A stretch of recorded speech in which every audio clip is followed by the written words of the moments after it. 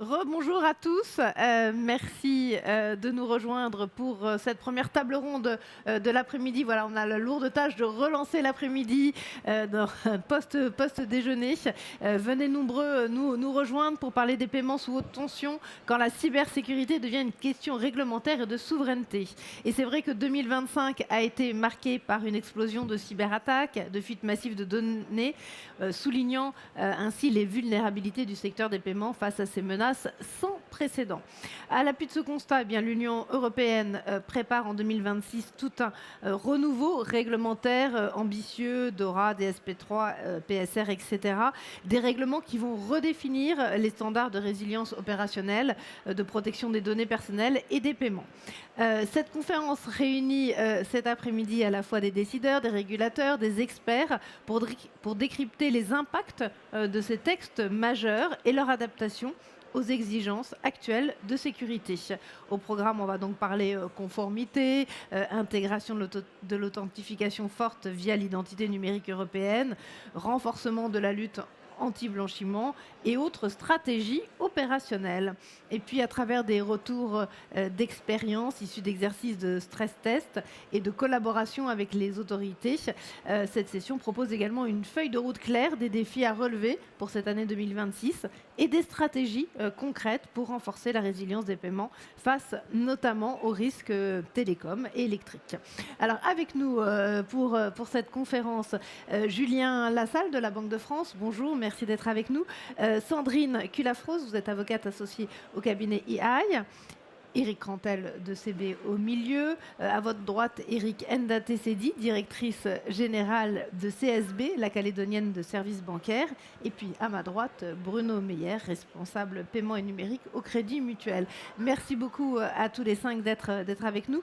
Éric, je vais commencer avec vous pour poser un petit peu voilà, le contexte.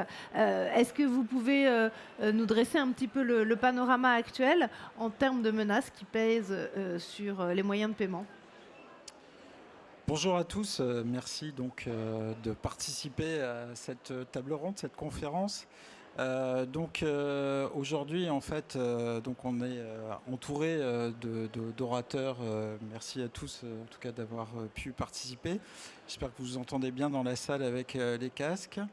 Voilà, je présente en fait en premier élément voilà, une mise en situation. Nous sommes donc le 28 avril 2025. Il est 12h33 et en Espagne, c'est le chaos. Il y a effectivement impossibilité de payer, impossibilité de retirer de l'argent, incapacité de faire le plein de sa voiture et il y a des embouteillages de plus en plus sur les autoroutes. Donc ça s'appelle effectivement une situation très difficile à gérer. Et face à ça, finalement, on se rend compte qu'il y a une coupure d'électricité complète qui empêche l'ensemble des Espagnols, puisque c'est l'Espagne qui est touchée et certains pays limitrophes, et donc nous met dans une situation où les activités de paiement sont impactées. Alors c'est pas arrivé en France. Nous, on a davantage de sujets autour de la cybersécurité qui peut contraindre nos systèmes globaux, donc la continuité d'activité de nos systèmes. Et nous avons effectivement vu que la cybersécurité en 2025, c'était 10 000 milliards en termes de coûts.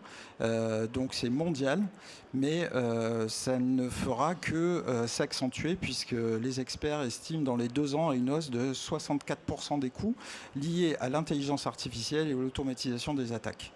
Donc, aujourd'hui, en France, c'est 15% de plus de cyberattaques sur 2025, des sites stratégiques qui ont été touchés, des ministères, et donc on cherche à toucher finalement la souveraineté et les assets de la France. À ça s'ajoutent des sujets de fuite de données. Donc on est le premier pays touché en Europe, le deuxième dans le monde.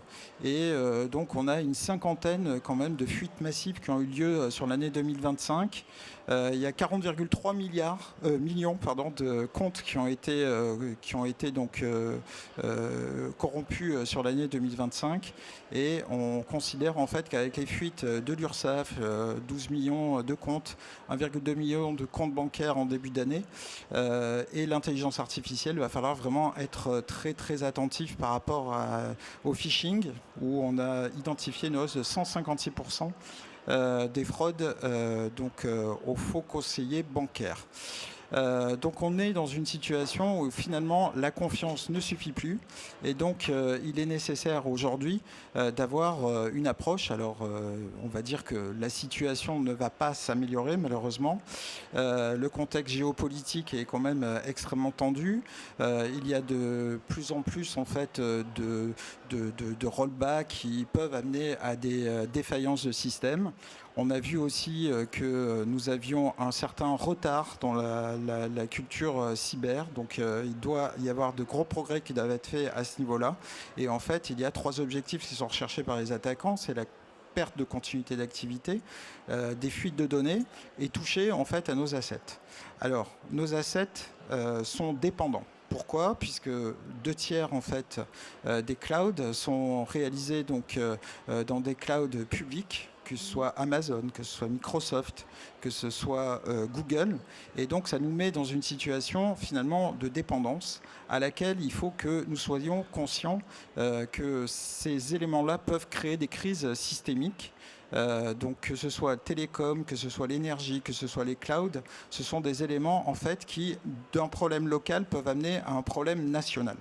Donc face à ces éléments-là, on doit revoir notre approche et revoir nos gouvernances de suivi. Et notamment, on pense aujourd'hui à une gouvernance plus autour du juridique, de la technique, de la conformité, du risk management pour revoir, cartographier nos systèmes, les disséquer et voir où sont les points sensibles, les points névralgiques. Et grâce à ça, voir effectivement où sont les boîtes noires et comment on doit répondre en fait par rapport à cette situation. Donc la confiance dans le système ne suffit plus et aujourd'hui effectivement il est temps de se préparer à justement répondre à ce constat. Alors effectivement, bon, résilience, innovation, hein, ce sont vraiment les 2 piliers de notre compétitivité. Eric, on va peut-être voir avec Julien Lassalle maintenant du côté du régulateur face à ces menaces. Comment se prépare-t-on pour répondre à ces enjeux de résilience et de souveraineté?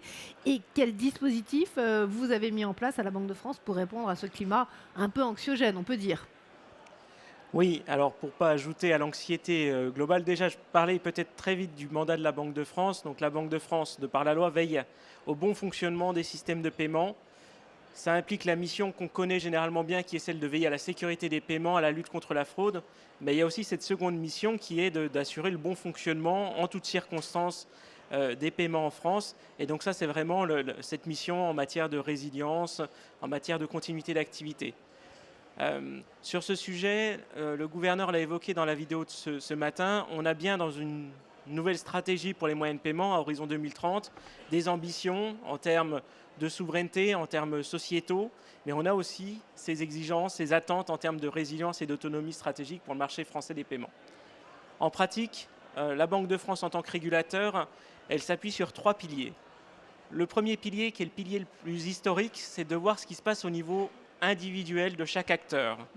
Donc qu'il s'agisse de banques, de prestataires de services de paiement, d'infrastructures comme des systèmes de compensation, tous ces acteurs sont assujettis à un certain nombre d'exigences sur la résilience de leur système d'information, sur les capacités de continuité, donc par exemple l'utilisation de plusieurs data centers, de la redondance, des capacités à redémarrer l'activité sous un certain délai, ce qui nous assure que chacun à leur niveau, ils ont une capacité de faire face à ces enjeux de résilience et de continuité. Maintenant, l'approche individuelle, elle ne suffit pas, quand bien même elle est couplée à des exigences de déclaration d'incident majeur, parce que généralement c'est le cas. Donc on est informé quand il y a un incident sur un acteur. Ça n'assure pas que la défaillance de cet acteur finalement n'a pas des répercussions sur une chaîne beaucoup plus large qui empêche finalement tout le monde de redémarrer. C'est là que vient la deuxième couche, qui est de définir des modalités de continuité opérationnelle sur des processus qu'on considère comme critiques. Le bon exemple qu'on a eu ces dernières années, c'est la mise en place de l'authentification forte sur les paiements sur Internet, où tout d'un coup, tous les flux de paiement du e-commerce se sont mis à passer sur certains rails de paiement spécifiques qui sont le Directory Server 3D Secure, donc l'infrastructure qui est capable de traiter les flux, de faire les demandes d'authentification, de gérer les exemptions. Et on s'est retrouvé avec un certain nombre d'infrastructures critiques qui, quand elles tombaient en panne, en fait, menaçaient le fonctionnement du e-commerce dans son ensemble. Donc pendant cette migration technique, on s'est attaché à définir des modes dégradés dans lesquels certains composants prennent le relais des autres en cas de défaut. Et de mécanismes de ce type-là, hein, sur des processus transversaux, il en existe sur le e-commerce, il en existe aussi sur les paiements au point de vente, avec par exemple la possibilité d'activer des modes offline. Ça, c'est important de disposer de ces solutions-là, puisque c'est ce qui permet de gérer des modes de contournement, des modes dégradés en cas d'incident à l'échelle systémique. Et puis le dernier point, le dernier étage de la fusée, c'est aussi de mettre en place des enceintes de concertation, des enceintes qui permettent de partager de l'information, de donner des informations sur la façon d'activer les modes dégradés pour savoir réagir en cas de crise. Ouais. C'est pour ça que juste avant les Jeux Olympiques a été constituée une cellule de crise sur les moyens de paiement scripturaux qui s'est donc attachée à mettre en place les outils d'information, de partage permettant de réagir en cas d'incident sur les paiements électroniques, ce qu'on avait déjà sur les billets en cas de catastrophe naturelle par exemple, ce qu'on avait déjà au niveau de certaines infrastructures critiques, mais qu'on n'avait pas au niveau des paiements de détail. Et donc ça, aujourd'hui c'est une réalité, j'ai l'honneur de présider cette cellule de crise. Cette cellule de crise, cette architecture, elle a deux grandes fonctions. C'est effectivement mobiliser l'écosystème, partager l'information, résoudre les problèmes en cas de crise. Elle a aussi et surtout un rôle de préparation. Donc faire des exercices de crise, tester à blanc certains scénarios et s'assurer que derrière l'écosystème est organisé, a les procédures, a les canaux de communication pour pouvoir rétablir les paiements en cas de difficulté. Et puis un dernier point extrêmement important dans les dernières communications du Comité national des moyens de paiement, c'est la capacité à disposer de rails de paiement parallèles, faire en sorte qu'un incident sur un rail de paiement ne contamine pas les autres. Donc on a historiquement des grands canaux indépendants les uns les autres. On a les espèces, bien sûr. S'il y a une panne électronique et que vous avez des espèces dans votre portefeuille, vous pouvez payer. On a la partie monétique. On a le chèque, mais quand même, il faut reconnaître, un moyen de paiement en perte de vitesse. Dans les années à venir, on va avoir les rails de virement instantané avec la solution Wero qui va permettre d'émettre des paiements par un autre canal. Donc en cas d'incident monétique, on a cette alternative-là. Et puis après-demain, on aura l'euro numérique peut-être qui apportera aussi sa petite pierre à l'édifice en termes de résilience et de continuité. Donc c'est toute cette architecture-là qui aujourd'hui nous permet d'être sereins dans la capacité à faire face à ces nouvelles menaces et à ces risques d'événements extrêmes. Alors on reste serein, Julien, mais juste peut-être en quelques mots, parce qu'on sait qu'il y a des tendances, entre guillemets, dans la fraude, qu'il y a des évolutions qui vont très vite, notamment avec l'intelligence artificielle aujourd'hui. Qu'est-ce que vous voyez émerger en ce moment ?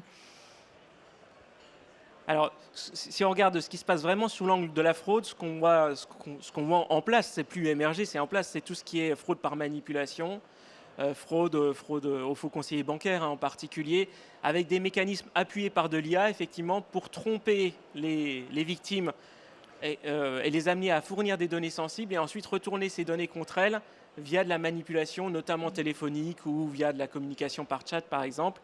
Ça, c'est la menace d'aujourd'hui et qu'on s'attache à contrer avec une meilleure sécurisation des canaux d'échange, une meilleure capacité à identifier son interlocuteur, une implication plus active aussi des plateformes Internet, les réseaux sociaux par exemple, dans les actions de lutte contre la fraude.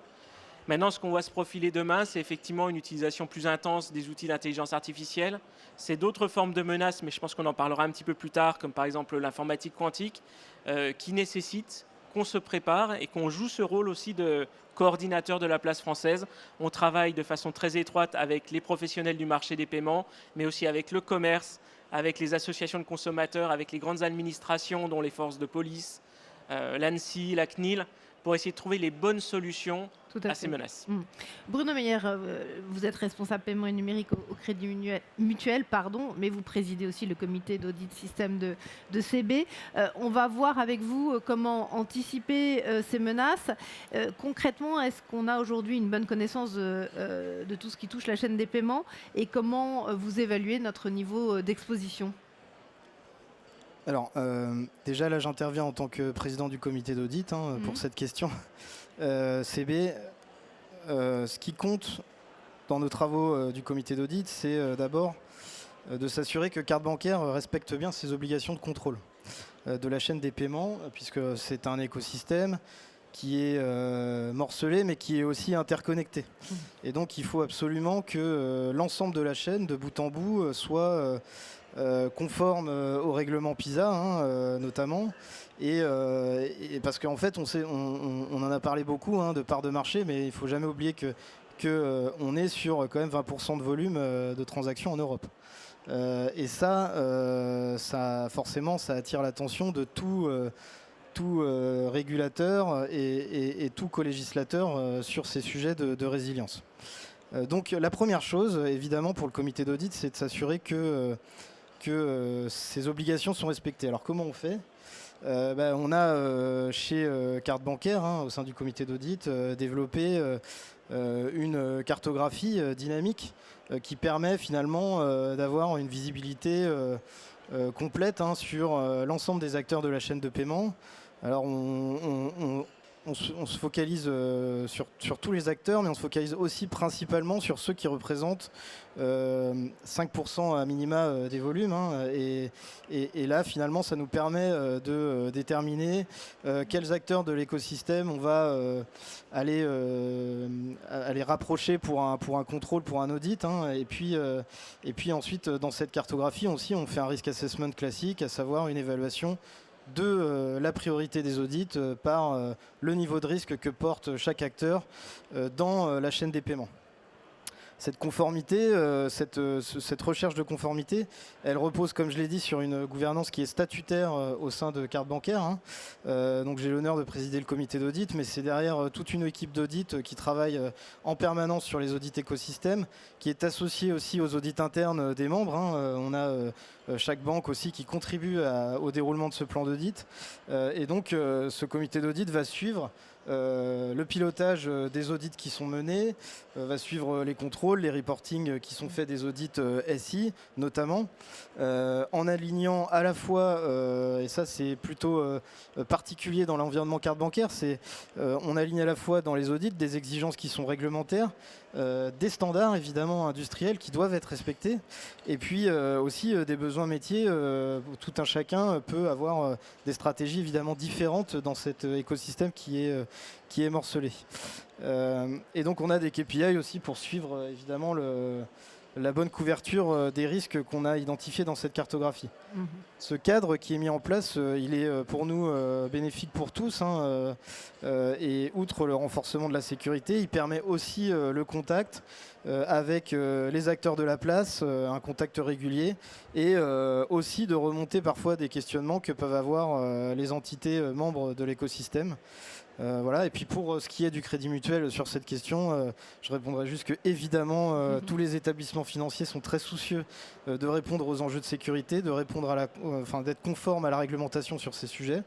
Et évidemment, notre première préoccupation, c'est de sécuriser les transactions de nos clients et de sécuriser aussi leur autorisation finalement à payer. Sandrine Culafrose, on a besoin de votre regard d'avocate, votre regard de juriste. Comment la réglementation européenne est-elle organisée pour nous protéger face à tous ces enjeux de résilience, de souveraineté ? Alors justement, pour pouvoir répondre à cette question, je vais revenir sur les notions de souveraineté et de résilience. Alors, aux origines, la notion de souveraineté, elle est certainement étatique, géopolitique et stratégique. Pour les entreprises, ça se conçoit un petit peu différemment. C'est-à-dire que ce qu'on va rechercher, c'est surtout à identifier les différentes dépendances, pouvoir les rendre donc lisibles, auditables, permettre une poursuite d'activité quand un maillon de la chaîne de valeur est défaillant pour quelque raison que ce soit. Donc en réalité, à l'échelle de l'entreprise, à l'échelle de l'organisation, on va plutôt parler de résilience, de capacité à poursuivre et à maintenir en réalité une forme de contrôle et de maîtrise, et donc permettre une décision sur l'opérationnel. Donc une fois qu'on a planté ce décor, les enjeux de la maîtrise de la dépendance, on voit bien ce n'est pas celui de supprimer, puisque comme on l'a dit très justement, on vit dans un monde interconnecté, les services sont mutualisés, les clouds sont externalisés, il y a un nombre d'API qui permet l'interopérabilité, donc il n'est pas question de supprimer l'ensemble, il est question de mettre en place une cartographie permettant la lisibilité, l'auditabilité et le contrôle. Voilà, c'est vraiment ça la base, la fondation de toute l'architecture réglementaire de l'Union européenne qui en a suivi. Alors, cette réglementation, maintenant, comment elle permet de répondre à ces considérations-là ? Alors, pris isolément, on pourrait égrener effectivement l'ensemble des réglementations. Et elles ont tout un objet spécifique, elles ont tout leur champ d'application, et il est heureux que chaque cas soit adressé. Notamment le RGPD qui va gérer les données à caractère personnel. On a la DSP2 et demain la DSP3 et PCR qui vont gérer les services de paiement. On a DORA et NIS2 qui gèrent la résilience numérique opérationnelle et les services critiques. On va voir FIDA bientôt également qui va gérer l'accessibilité aux données financières. Donc voilà, mais pris isolément, finalement, c'est pas forcément, je dirais, le point le plus intéressant. Ce qui est intéressant, c'est leur articulation tout ensemble. C'est ça la clé finalement de lecture. Mais c'est l'articulation. C'est pas l'empilage, c'est l'articulation. C'est l'architecture réglementaire qui permet à chacun des niveaux de la chaîne de valeur, à la fois à l'échelle de la donnée, à l'échelle de l'infrastructure, à l'échelle du service, de venir répondre aux enjeux de souveraineté et de résilience. Et d'ailleurs, ces réglementations, parce qu'elles créent une architecture réglementaire qui est aussi importante que l'architecture technique, elle va faire évoluer également la manière dont on va appréhender la conformité. Et tu l'as un petit peu dit tout à l'heure, effectivement, Eric, on va être dans une situation où le juridique va prendre une place stratégique et peut venir influencer la définition des services. On peut également considérer que maintenant le juridique va travailler, et je l'espère, et d'ailleurs c'est le cas depuis quelques années, mais c'est toujours un vieux pieu de renforcer ces liens, de concert avec d'autres fonctions, pour avoir une approche réellement holistique de la conformité. Ce n'est que comme ça qu'on va pouvoir répondre à des problèmes complexes tels qu'ils se posent aujourd'hui en matière de cybermenaces. Et d'ailleurs, on voit bien que cette architecture réglementaire donne également aux autorités, alors la Banque de France, la CPR, mais également aux autorités européennes, on ne va pas les oublier non plus, la possibilité non plus de contrôler les seuls acteurs, mais également l'écosystème et de superviser tout intervenant finalement, partie prenante de cet écosystème.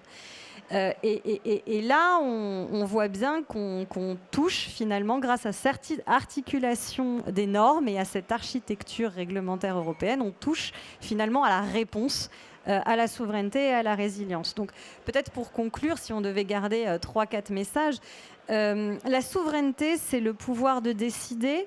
La résilience, c'est le pouvoir de continuer à opérer. D'ailleurs, vous êtes tous très résilients face au buffet qui est de l'autre côté de la salle. Et le droit, l'instrument juridique, va permettre d'être l'architecte de la gouvernance des systèmes. Bruno Meyer, ce sont donc des dispositifs qui protègent à partir de la réglementation et de son articulation. Voilà tout ce que vient de nous décrire Sandrine Kulafos. Quelles solutions pourraient être conformes par rapport à cette réglementation sur la souveraineté et les cybermenaces, et les solutions pour répondre aussi voilà. Alors les solutions, je parlerai des solutions surtout CB aujourd'hui. Alors il y a deux volets, il y a le volet cybersécurité, puis il y a le volet fraude, parce que on est vraiment sur deux visions différentes et la résilience et les exigences ne sont pas du tout les mêmes. Sur le volet cybersécurité, on a une chance, une vraie chance avec CB, c'est de disposer d'une plateforme souveraine qui, dans les différents tests qu'on a évoqués déjà de robustesse de place, qui sont notamment suivis par la Banque de France, montre qu'à chaque fois, elle apporte la réponse, et je dirais même pas que pendant les tests, dans des situations réelles aussi, elle apporte une réponse à la résilience du système, à la robustesse du système. Et cette réponse, on l'utilise à un moment donné dans la gestion de crise. C'est le paiement hors ligne. Donc ça, c'est une vraie réponse pour nous parce que on peut d'un seul coup demander finalement de débrayer le circuit d'autorisation pour pouvoir continuer à fonctionner sans connexion. Et donc ça, c'est une vraie réponse à une question que se posent d'autres pays européens et qui interrogent. Et donc en France, on a une vraie chance. Et je le dis en tant que représentant d'une banque, cette chance, on l'utilise. Donc ça, c'est un premier volet. Le deuxième volet, c'est sur la fraude, parce que dans la partie sécurité, il n'y a pas uniquement que la cybersécurité, on a aussi un sujet de fraude. Et là, je viendrai compléter ce qui a déjà été présenté ce matin sur les nouveaux modes de paiement, sur l'IA, sur le one-click, sur les agents, etc. On a deux éléments qui vont un peu se confronter et sur lesquels on doit trouver une solution. Le premier élément, c'est finalement la réglementation, avec un règlement sur les systèmes de paiement et la DSP3 qui vont venir imposer de nouvelles règles, qui vont venir préciser finalement que au-delà de l'authentification forte, on a une vraie exigence sur la caractérisation de l'autorisation de payer. Et face à ça, on a en tant qu'acteur bancaire tout un tas de solutions qui se développent. On a l'IA agentique, on a les solutions one-click, où notre vigilance va être toujours de continuer à caractériser cette autorisation de payer. Et je dis bien autorisation de payer parce que si je parle des IA agentiques, on a pour moi deux étapes dans le consentement qui est donné du client. On a le mandat qu'il donne d'acheter et l'autorisation de payer. Et ça, c'est pour nous le futur enjeu en termes de continuité de cette authentification forte et de l'autorisation que le client va donner, puisque cette continuité, elle peut être un petit peu bousculée par les nouvelles solutions, et donc il faut vraiment trouver une réponse à la réglementation et à cet enjeu finalement de nouvelles solutions technologiques qui viennent fluidifier les parcours et qui viennent aussi un petit peu chatouiller les autorisations de payer. Éric, vous aviez un peu envie de compléter le propos de Bruno ? Alors, tout à fait. C'est-à-dire que là, on est dans une situation où l'anticipation est primordiale, en fait. C'est-à-dire qu'aujourd'hui, nous sommes finalement conscients que voilà, il peut y avoir des fuites de données. La cartographie des données, c'est nécessaire. On doit savoir effectivement où les données se situent. On doit être capable de résister à des chocs. C'est-à-dire que les systèmes sont attaqués, mais il faut aussi savoir répondre. Donc, il faut aller dans les solutions. Il faut redonder là où on a identifié effectivement qu'on a été vulnérable. Et finalement, la résilience, c'est la dépendance et c'est l'indépendance, pardon, et c'est la continuité d'activité. Bon, cette slide, c'est pour un peu plus tard, puisque pour un ce peu plus sera tard. sur la Tout à fait, on en conclusion. parlera tout à l'heure. Mais- Voilà, donc j'ai pas prévu de parler tout de suite de cette partie-là, donc j'en parlerai. Mais par on en contre, parle. Ouais, parce qu'on va évidemment, voir effectivement avec Enda TCD il nous reste un petit peu de temps. Oui. ouais, voilà, l'exemple d'un opérateur hors territoire métropolitain. Je l'ai dit tout à l'heure, vous êtes directrice générale de la CSB, la Calédonienne de services bancaires. On se souvient bien sûr tous que la Nouvelle-Calédonie avait été durement touchée par les émeutes en 2024. Mais au-delà de cette crise institutionnelle, insurrectionnelle, il y a aussi chez vous régulièrement des phénomènes climatiques extrêmes. Bref, c'est tout un contexte qui nécessite de savoir répondre à des situations de crise. Donc, que signifie réellement chez vous la résilience des paiements dans votre territoire insulaire en Nouvelle-Calédonie? Très bien. Je vais d'abord présenter en quelques mots la CSB. La CSB, en fait, est une filiale des 5 établissements financiers présents en Nouvelle-Calédonie. C'est une entité interbancaire de mutualisation de moyens qui permet d'émettre, d'accepter et de traiter les paiements en Nouvelle-Calédonie et Wallis-et-Futuna. Voilà, donc ça c'est la mission globale de la CSB. Dans notre contexte insulaire, la résilience des paiements n'est pas une question théorique en fait, hein. C'est la capacité de territoires entiers à continuer de fonctionner même quand les conditions deviennent extrêmes. Donc comme vous l'avez dit, c'est ce qu'on a vécu en 2024. Ce sont des territoires en fait qui font face à une combinaison de menaces.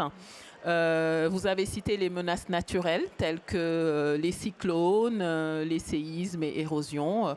C'est des exercices auxquels on est rodé. On a aussi évidemment les menaces sociopolitiques, hein, les émeutes qu'on a subies en Nouvelle-Calédonie.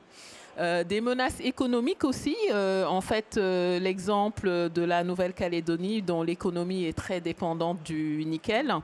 Et enfin, on est aussi exposé finalement à des risques d'ordre mondial, en fait, comme d'autres parties du monde, notamment le risque cyber. Voilà. Donc, quand un territoire est touché par une de ces menaces, maintenir les paiements devient essentiel. C'est un facteur de stabilité sociale et économique. C'est une réalité vécue lors des émeutes de 2024 où on a pu continuer à assurer la continuité des services de paiement sur le territoire. Il faut que l'économie fonctionne. Les gens ont besoin d'aller dans les commerces pour se ravitailler, ainsi de suite, ainsi de suite. Et du coup, quelle structure, voilà, pour assurer cette continuité, vous avez mise en place? Comment vous fonctionnez? Alors, pour assurer la résilience des systèmes de paiement, on s'appuie finalement sur des leviers classiques, je pense, qui sont aussi utilisés dans d'autres parties du monde, hein, notamment en métropole, en fait, pour assurer la continuité des services de paiement. Nous nous appuyons sur des redondances techniques solides. Des sites de secours, des alimentations de secours. Nous nous appuyons aussi sur des plans de continuité et de crise qui intègrent les scénarios de risque qu'on a cités avec des exercices annuels. On sensibilise aussi les acteurs de l'écosystème des paiements au déclenchement des modes de secours. Ça, c'est important. Quand il y a un événement, comment on fait pour continuer à assurer les services de paiement? En 2024, on a pu fédérer un écosystème, certes en mode dégradé, mais en tout cas, on n'a pas eu de rupture dans ce domaine-là. Un dernier point pour assurer cette résilience, c'est aussi une forte coopération interinstitutionnelle.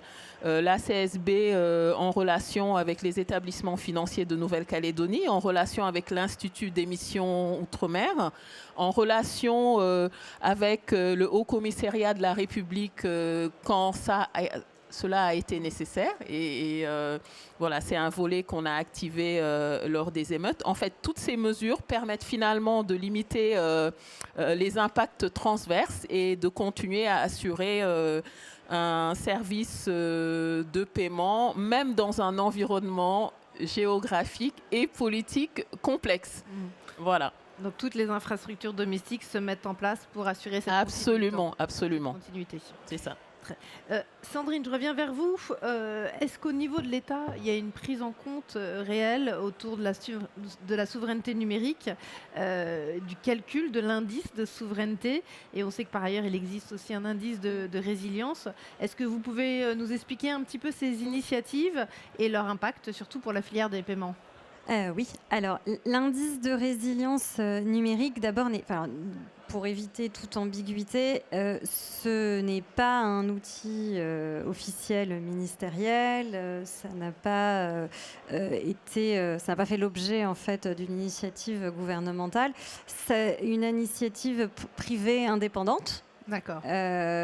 D'une association qui s'appelle Digital Resilience Initiative, qui, grâce à la collaboration d'acteurs du marché et d'experts, ont établi un référentiel qui se repose sur une 8aine de piliers pour pouvoir apprécier le niveau de résilience numérique tel qu'on l'a exposé précédemment, c'est-à-dire la capacité à maîtriser sa dépendance.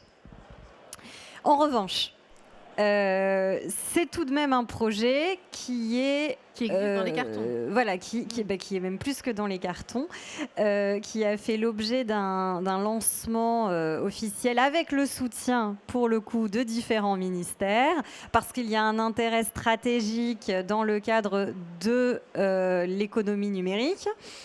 Mais le pilotage opérationnel de l'indice reste à la main de l'association et de ses partenaires. D'accord. Comment il fonctionne cet indice? Alors, cet indice va venir, donc comme je vous le disais, appréhender 8 piliers. Parmi ces 8 piliers, on a vraiment toutes les dimensions de la résilience des systèmes qui sont considérés, donc à la fois à l'échelle de la donnée, de la gouvernance, des infrastructures, des enjeux réglementaires également, puisque le référentiel a été construit également pour tenir compte d'un certain nombre de références et d'exigences de textes tels que DORA, tels que NIS 2, tels que le RGPD. En revanche, l'indice ne s'y substitue pas.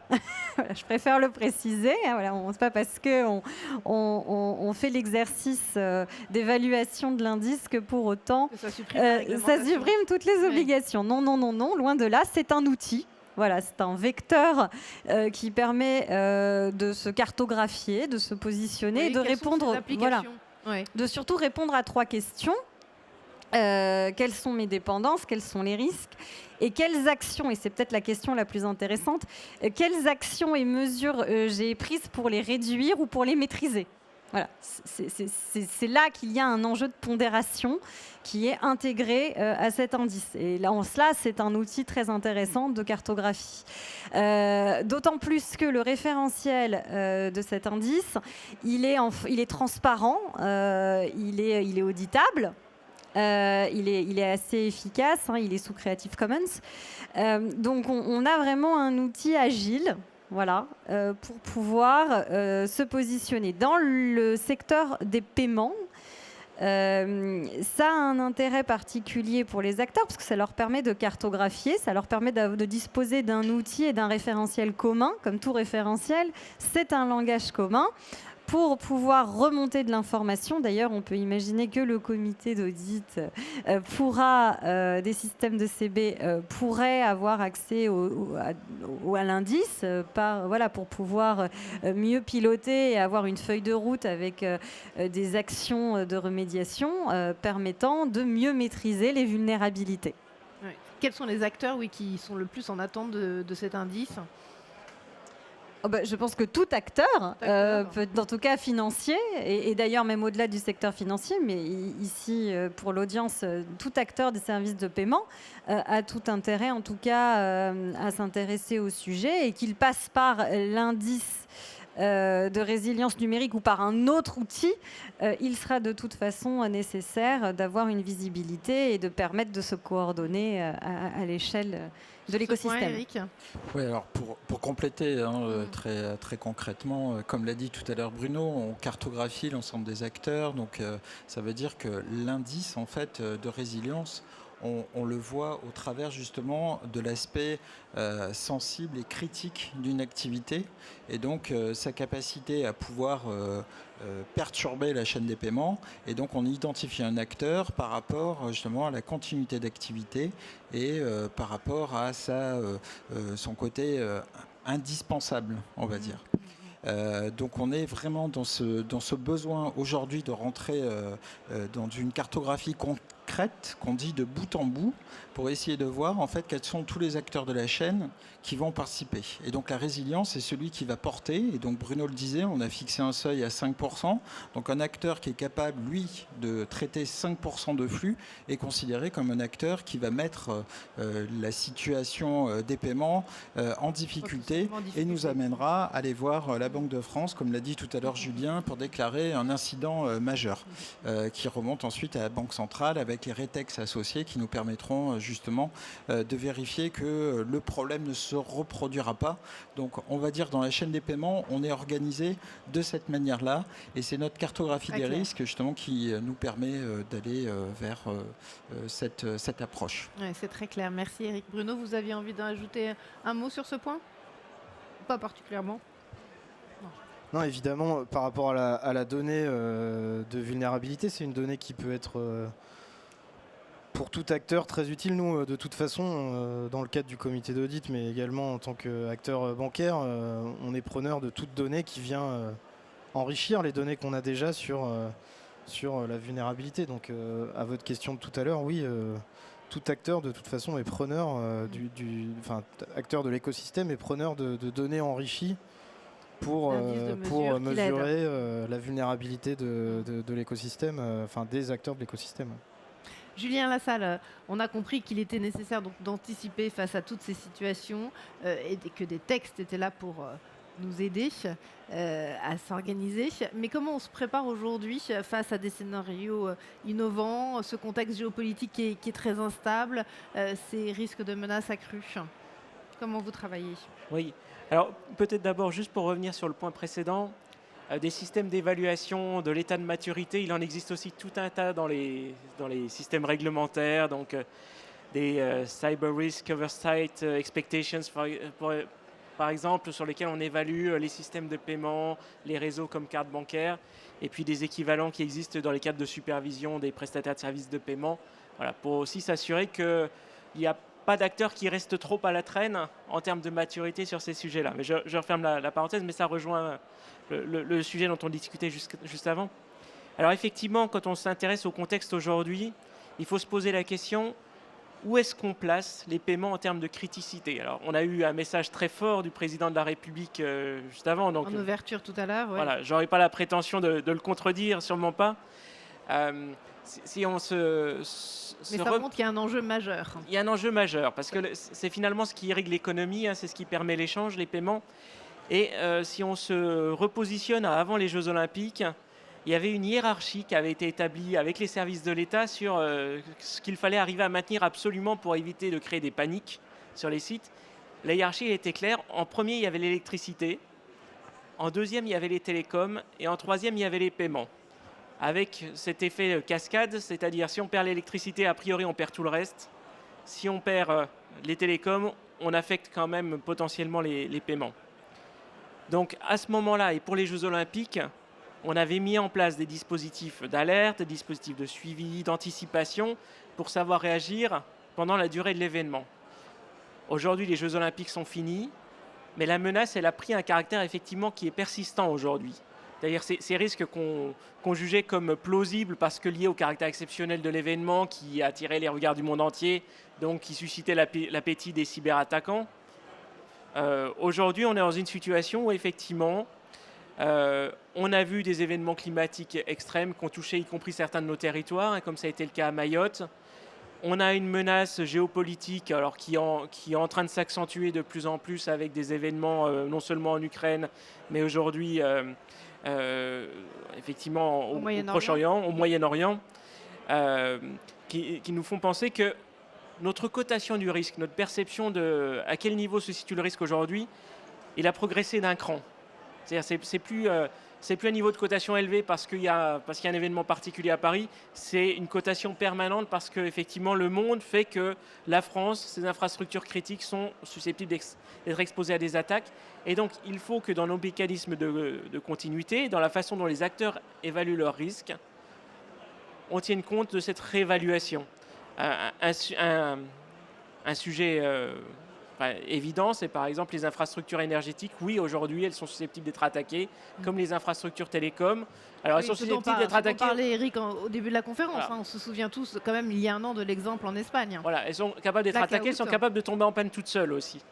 Mais quand on se projette quelques années en arrière, on nous parlait du risque pour les câbles sous-marins qui alimentent les pays baltes en communication. La cotation du risque qu'on associait à cela était quand même relativement faible. Or, aujourd'hui, des coupures de câbles, il y en a eu. Tout à fait. Donc, on a eu des exemples très concrets. Ce qui était peu plausible autrefois est devenu une réalité. Et donc, aujourd'hui, quand on fait des exercices de crise, des scénarios, on n'est plus sur des scénarios de type cyberattaque qui va durer une demi-heure. Bon, on était déjà un peu plus tourné vers des choses un peu plus fortes précédemment, mais aujourd'hui, quand on fait un exercice avec la préfecture de police sur la crue de la Seine, on est sur des exercices qui durent plusieurs jours, qui embarquent l'ensemble de l'écosystème à se poser des questions. Il y a tout un tas de sites qui deviennent inaccessibles, des infrastructures qui commencent à défaillir. Comment est-ce qu'on réagit dans ce monde de défauts en cascade? Et donc la réalité aujourd'hui, c'est que dans tous ces travaux de concertation, de préparation à des crises, les scénarios qu'on aborde sont des scénarios qui vont aller de plus en plus vers des choses extrêmes. Ne pas s'interdire d'envisager qu'une infrastructure nationale puisse être complètement détruite à cause d'une catastrophe naturelle ou parce qu'elle se sera pris un missile perdu. Perdu ou pas d'ailleurs. Ouais.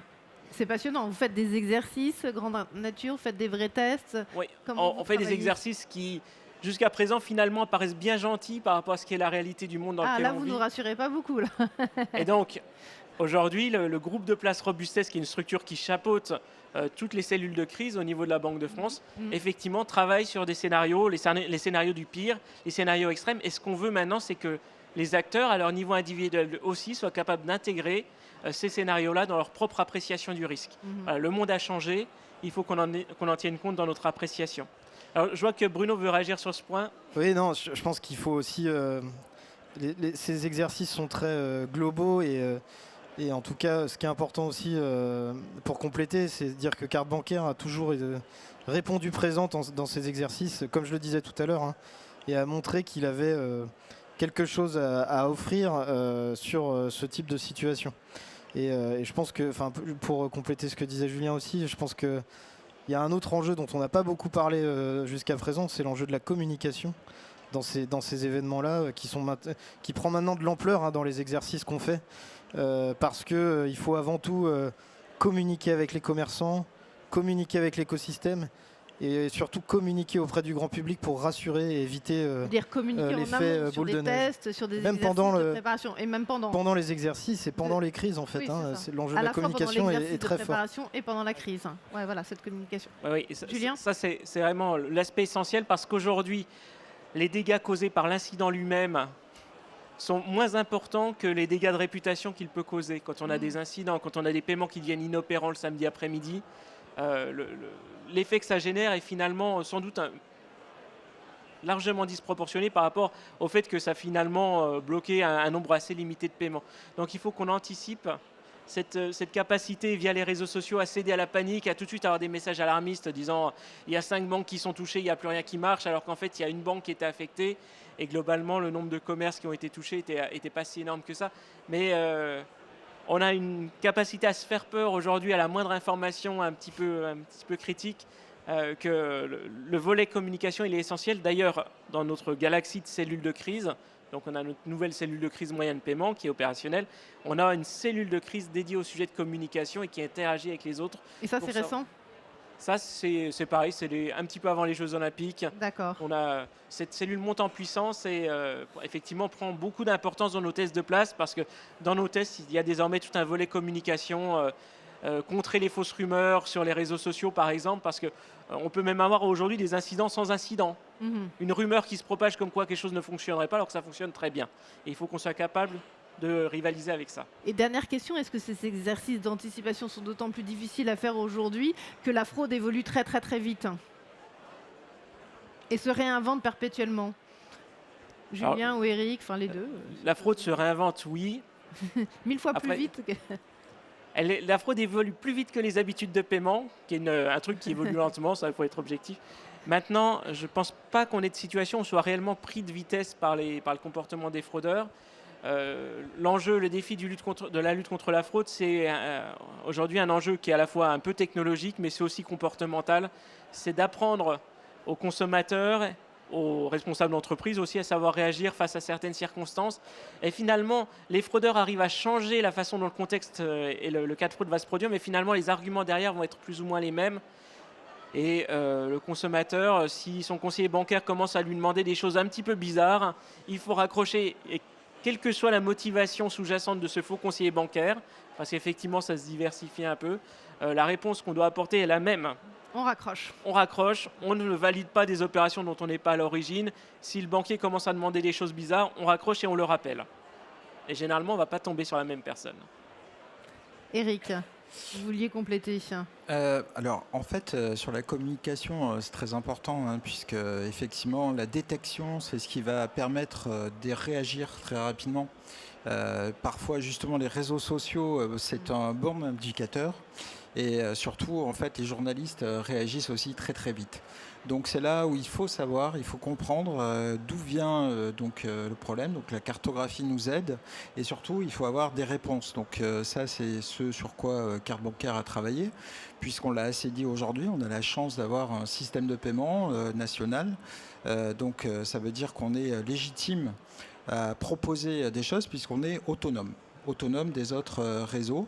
Donc on a la légitimité de réfléchir et de trouver des solutions face à un monde qui se digitalise. Donc ça veut dire une hausse des autorisations, donc ça veut dire de mettre à contribution les infrastructures de plus en plus. Donc un monde en fait qui se digitalise par le mobile, qui fait appel à des tokens et puis à un commerce sur Internet. Donc en fait, on considère que en 6 ans, les autorisations ont augmenté de 150%. Donc les infrastructures sont mises à rude épreuve, mais surtout, en fait, il faut prendre conscience d'une particularité française, c'est la capacité à pouvoir payer en offline. Donc ça veut dire que quand un système ne fonctionne pas, donc soit pour des raisons de télécommunication, énergétique ou des raisons de disparition d'un prestataire, on a la possibilité de faire un traitement local. Et ça c'est très particulier à la France? Alors, en France, en tout cas, on est capable de réaliser des transactions offline. 20% des transactions sont offline aujourd'hui. Donc on cherche à aller encore plus loin et à développer justement ce procédé. Et c'est quelque chose justement qui est testé dans les scénarios avec la Banque de France, de voir comment on va mettre en place ce système. Donc la communication, c'est aussi comment on va organiser les cellules de crise autour justement de la mise en place des solutions de secours. Ce que je pourrais dire par rapport à ces solutions de secours qui ont été identifiées, c'est qu'aujourd'hui, en fait, on fonctionne avec un parc d'acceptation qui est donc capable de répondre à 20%. On est donc sur un système où on a privilégié finalement une communication qui dit insérez votre carte CB dans le terminal. Donc les premiers intéressés, donc c'est les commerçants, les porteurs sont les premiers concernés par l'incident.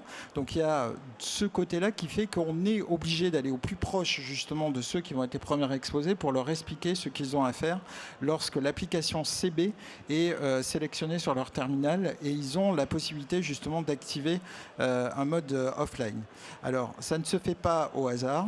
Il y a des standards, il y a un bulletin qui est en train d'écriture donc par Franchise, qui va le proposer dès le mois d'avril. Donc il y a 2 modes, il y a le mode de secours et il y a le mode d'autorisation différée. Alors tout ça s'organise, on doit réfléchir à la manière dont ça doit être mis en œuvre et surtout ça doit se standardiser et on attend d'ici 2027 des premières solutions agréées CB qui seraient en capacité d'utiliser ça. Alors il y a les contrats commerçants qui doivent être adaptés et il y a aussi les acquéreurs qui ont la possibilité justement d'activer ou pas ces modes. Donc on doit organiser sur 2026 et 2027 justement toute cette communication et à la fois aussi s'intéresser à d'autres segments qui sont donc les automates, puisqu'on a parlé tout à l'heure avec l'incident en Espagne, on a vu que les distributeurs automatiques de carburant fonctionnent online, donc c'est un sujet, il faut qu'on soit en capacité de répondre. On a défini également tous les automates les plus critiques, à savoir les automates de parking, les automates d'autoroute, donc de péage, sur lesquels il faut qu'on réfléchisse. Et sur le mode, on va dire, le e-commerce, donc là on a la chance d'avoir été encadré par une DSP2 qui nous a donné la possibilité à CB de proposer un service qui s'appelle Faster by CB, sur lequel on a déjà appris à prendre une délégation en cas d'incident sur certaines infrastructures. Oui. Donc on va s'appuyer là-dessus, on va essayer aussi d'évangéliser justement ce process, comment on peut le mettre en œuvre, tout en sachant que tous ces processus-là ne doivent pas en générer davantage de fraude. Et ça, c'est un sujet qui est très important pour la communauté bancaire, c'est d'encadrer justement la mise en place de ces processus. Et on va travailler donc dans l'avenir sur cet encadrement. Et comme l'a dit aussi Julien tout à l'heure, le cash est aussi un procédé qui est aussi une possibilité justement de secours si jamais on n'est pas capable de payer. Néanmoins, les distributeurs automatiques de billets fonctionnent online, mais il y a des sujets préalables. Comment en fait le distributeur peut s'alimenter, comment on peut le fournir, l'approvisionner avec les transporteurs de fonds. Et puis aussi, nous avons chez Carte Bancaire proposé un service de retrait en magasin qui peut être aussi une solution à exploiter justement en cas d'incident. Et donc si la situation l'impose de manière assez courte. C'est quelque chose qui pourrait être mis en place assez facilement, le retrait en magasin ? Alors, aujourd'hui, il n'est pas opérationnel. Alors, il est opérationnel, mais il est opérationnel pour certaines banques qui ont fait le choix à partir du moment où on est dans un réseau bancaire, sachant que derrière, c'est fait en online et non pas en offline aujourd'hui. Donc ça, c'est un travail encore qu'il va falloir justement développer. C'est pour dire que la feuille de route est longue pour passer de 20% à plus. Et à la fois aussi tenir plus longtemps, parce qu'on a parlé en Espagne, c'était 24 heures, RTE garantit en retour des services sous 24 heures, donc nous aussi, il faut qu'on soit en capacité justement d'accompagner avec des terminaux de paiement qui peuvent stocker jusqu'à 500 transactions par jour et avoir une autonomie aussi avec des batteries qui permettent de fonctionner. Donc c'est une composante globale qui nous permettra d'être dans une solution et à la fois CB est exposé à une réglementation, donc comme on l'a dit tout à l'heure, donc on n'est pas éligible à DORA, mais ceci étant, on est supervisé donc par le régulateur. Donc voilà, c'est PISA notre texte. Et je voulais aussi vous informer que depuis la semaine dernière, en fait, on a la possibilité de rassurer en fait tous les porteurs qui ont fait le choix justement de payer avec carte bancaire, qui ont fait le choix de la territorialité, puisque CB reçoit ces données de paiement pour la lutte contre la fraude. Et donc nous sommes ISO 27001 depuis la semaine dernière, et donc on s'engage pendant 3 ans à maintenir ce niveau, donc qui nous oblige justement à être au niveau de ce défi. Et je voulais aussi dire que donc on avait travaillé sur l'inclusion territoriale, qui est pour nous aussi un point très important, justement, d'être en capacité de répondre par rapport à ces enjeux qui font que certains territoires sont loin, mais comme l'a décrit Ndaté tout à l'heure, avec des spécificités, où nous avons des solutions, et en payant CB, c'est possible de le faire. Donc il faut veiller à ce que ces territoires continuent à payer CB. Ndaté, vous voulez ajouter un mot sur ce point ? Effectivement. Oui, bien sûr. En fait, en effet, nous sommes convaincus qu'il y a un sujet en effet de résilience et de souveraineté territoriale associé à CB. Forcément, je pense que ça va forcément nous rendre plus forts et plus résilients. Donc c'est des sujets qu'on est en train d'explorer en ce moment avec Eric, l'équipe CB, voilà, pour regarder les champs de coopération plus rapprochés. Voilà. Julien, vous vouliez ajouter quelque chose ? Non, je voulais juste dire sur ces sujets de résilience, un des vrais enjeux aujourd'hui pour gagner en maturité, c'est vraiment une grande discipline d'exécution pour tout le monde, c'est-à-dire que l'information sur la survenance d'un incident puisse remonter rapidement, puisse être partagée, adaptée en termes de communication pour ne pas créer de panique, parce que ça démarre très vite aujourd'hui. Et puis, c'est aussi une discipline d'exécution dans la capacité à mettre en place les modes dégradés. Aujourd'hui, il y a des modes dégradés qui se mettent en place automatiquement. C'est le cas, par exemple, sur le e-commerce. Voilà, un service vient au secours d'un autre, et dans ces cas-là, tout se passe de façon fluide.